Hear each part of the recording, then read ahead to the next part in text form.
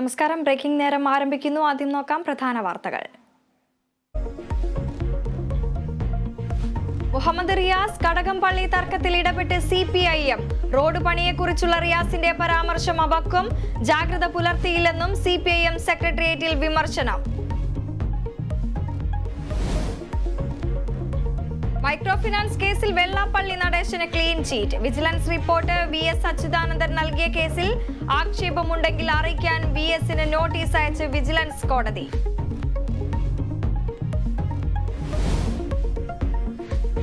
ലോക്സഭാ തെരഞ്ഞെടുപ്പ് അടുത്തിരിക്കെ UDFൽ സീറ്റ് വിഭജന ചർച്ച സജീവം. 3ാം സീറ്റ് വേണമെന്ന നിലപാടിൽ ഉറച്ച് മുസ്ലിം ലീഗ്. 13ന് ചേരുന്ന ഉഭയകക്ഷി ചർച്ചയിൽ തീരുമാനമാകണമെന്ന ആവശ്യം.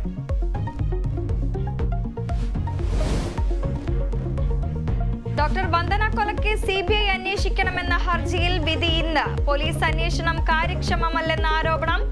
അന്വേഷണം കൈമാറേണ്ടതില്ലെന്ന് സർക്കാർ. പ്രതി സന്ദീപിന്റെ ജാമ്യാപേക്ഷയും പരിഗണനയിൽ. വ്യാജരേഖ ഹാജരാക്കി ഹൈക്കോടതിയിൽ പ്രാക്ടീസ് ചെയ്ത അഭിഭാഷകനെതിരെ നടപടിക്ക് ബാർ കൗൺസിൽ. എൻറോൾ പിൻവലിക്കാനും നിയമ നടപടിക്കും സാധ്യത.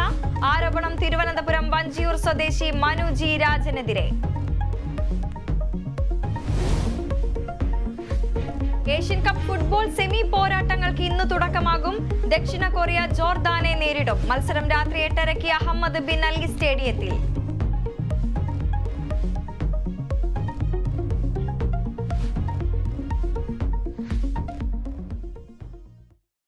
വിശദമായ വാർത്തകളിലേക്ക്.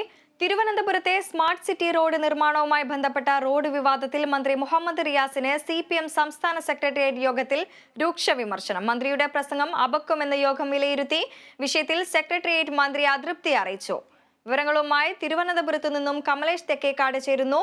കമലേഷ്, തിരുവനന്തപുരത്തെ സ്മാർട്ട് സിറ്റി റോഡ് നിർമ്മാണം